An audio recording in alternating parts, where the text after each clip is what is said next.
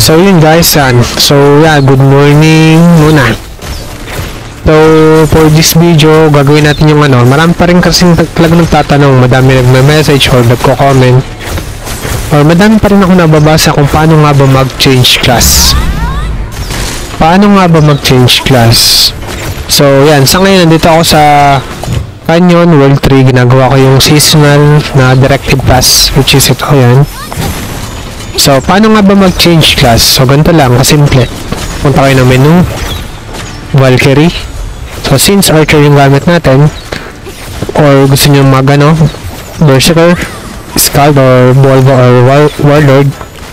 So, let's say, example, Warlord tayo. Click lang natin to. Kung ano man dyan, gusto ninyo. Kung meron kayong Legendary or Epic, mas maganda. So, rare tayo. Apply lang natin. So, yan. May lumalabas na ganito. Cannot change while you are in combat or riding a companion. So, gawin nyo lang dyan. So, since bawal yung ganun, gawin nyo lang dyan is punta kayo sa isang gilid. Punta kayo sa isang gilid. Or kahit sa gitna yan. Basta hindi kayo matak or walang matak ng monster. So, yan. Nandiyan kayo. Saka kayo mag-change class. So, menu, Valkyrie. So, Scald. Gusto ko mag-Scald. Apply nyo lang. Click nyo ito. Tapos, apply. So, yan. Ganun lang. Simple. Scald na ako ngayon. Yan. So, pwede kayo mag-change ng class pag walang umatak. Kung nasa kayo. Hunting area. Tsaka meron ding location na bawal kayong mag-change class kahit pa hindi kayo matak. Merong location. Alam ko meron na ako na-encounter na ganun eh. So yan, punta tayo ng Asgard. Sabihin ko sa inyo yung yung disadvantage at yung advantage ng pag-change class. So yan, balik natin sa main character ko, which is itong Archer. Pakita natin. So yan, pakita ko sabihin ko sa inyo yung disadvantage at saka yung advantage niya. So kung mapapansin niyo dito, ito yung aking main quest, talk to Sigrun, tapos itong sa saga to World Beyond the Reap. Yan, ay main quest to. Yan. Tapos yung iba, daily tasks. Yan. So, ito, yung mga task ko, diba, nasa gilid. Tapos, itong nasa baba, bottom, mga skill ko, quick combat skill, yan, mga nakapatas na yun dyan. Tapos, yung level ko, level 41. So, yan, pakita ko lang sa inyo yun, ha. So, yan, mag-change class ako ngayon. Punta ko na menu, Valkyrie. Like, gusto ko mag-Volva. Click ko to. Tapos, apply. Ngayon mangyayari, yan, may napansin kayo, bumaba yung aking go power from 51 to 41. So 10k yun na wala. Tapos ang nabago, pansin niyo pa yung nabago is itong skill. Saka yung mga consumable na item dito, wala. Pero yung level, same level pa rin, tapos yung main quest yun pa rin. So, unahin muna natin yung disadvantage niya. Disadvantage niya is, ito, skills. Nawala yung skills niya, tsaka yung consumable item. So, kayo mag-alala dito sa mga consumable item kasi nandiyan pa rin yan. Pwede nyo pa rin ilagay yan dyan. Pero dito sa skills, since yung skills natin is galing kay Archer, kasi nag-Volva tayo eh. So, wala tayong skill ng kasi nag-Archer tayo. Kasi wala tayong skill ni Volva. So, gawin nyo lang dyan, panibago lang ulit. Punta kayo ng merchant, bili kayo ng skill, learn nyo lang. Kailangan nyo bumili ulit, ganun. Panibago. And then, yung isa pang advantage is dito, yung mga level nya. So, yan. Kung level itong Archer ninyo, skill, kung level 4 na to, so mawawala to. So sayang yung mga nagamit nyo dito pang craft. Like example, gusto ko level 2, so wala tayong ganito. So bibili kayo dyan kung meron kayong diamonds, or magka-craft kayo kung meron kayong spare na pa ganito. na lesser mastering. So, para makapagpa-level up niyo yung skills niyo. Pero kung nagamit nyo na siya kay Archer at wala na kayo, so yun lang yung mahirap doon. So, yun yung isang advantage niya, skills. Tapos yun, pangalawa, ito nawala sa slot natin, pero pwede naman natin ibalik ulit.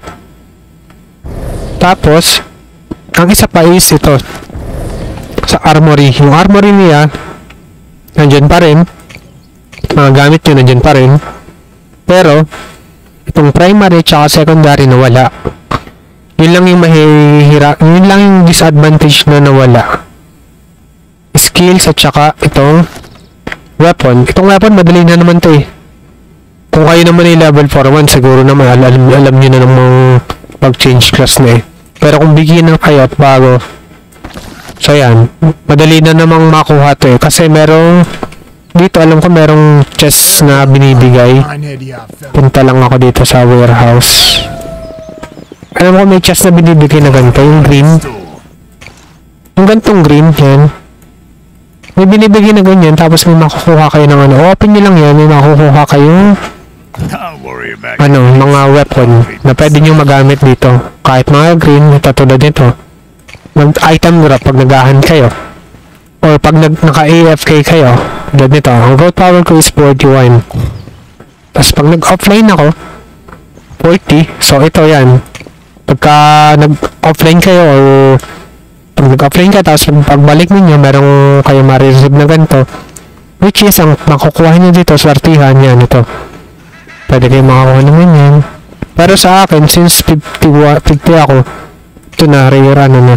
Makukuha ko yan, mga ano na mismo. Mga rare. So, since evolve ako yan, makukuha akong steel. So, kung laki tayo, kung swerte tayo. Tapos kung may mga diamonds naman kayo, pwede naman kayong bumili dito sa trade station. Which is itong weapon, tapos ball ba. Yan, 10 diamonds lang. So, since meron tayong 103. Yung 103 na yan, galing yun dito sa pinagbentahan natin sa trade station pa rin. Nakakuha tayo ng ngayon. Yan, pinagbebenta ko yan.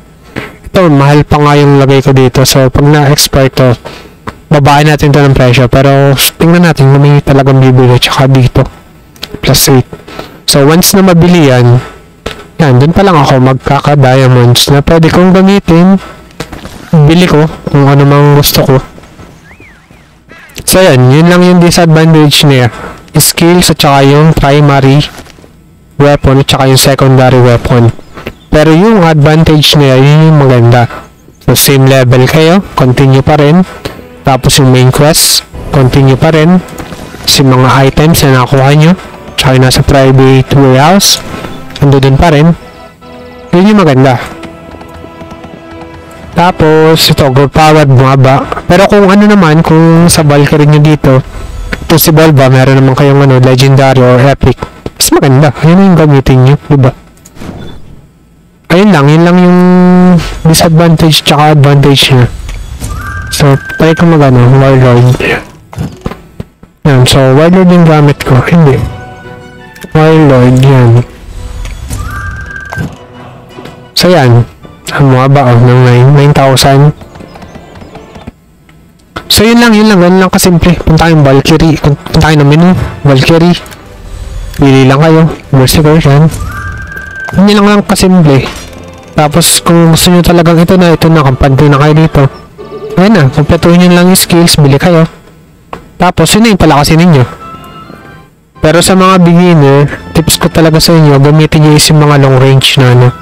Pag ganito mga melee, so kailangan nyo nang may ka-party kayo palagi pag mag-ahan kayo, Valhalla, or mag-main quest. Pag mga melee gamit nyo, kasi talaga ang gamit ko sa alt account ko to Warlord, nahirapan ako dito. So kailangan ko pang i-online yung aking itong PC, yung Archer, para pag nag-ano ko Valhalla, magka-party silang dalawa. Ang hirap. Dahil itong main account ko naman to, Archer siya, madali ako magpa-level dito. Tapos lalo nakakuha pa tayo ng epic. So yan, madali natin matatapos yung mga main quest at saka yung mga ano. Nakapag-solo na to isa ano, sa mga Valhalla. Dito sa All of Valkyrie yan. Kahit pa sa enter, nakapag-solo na to. Actually, katatapos lang. Yun lang yun. Nasagot ko na yung tanong on how to change class. Kasi yung iba talaga yung ginagawa pala nila is ito. Hindi ito ha, hindi ito. Menu, tapos select character. Hindi yan ha.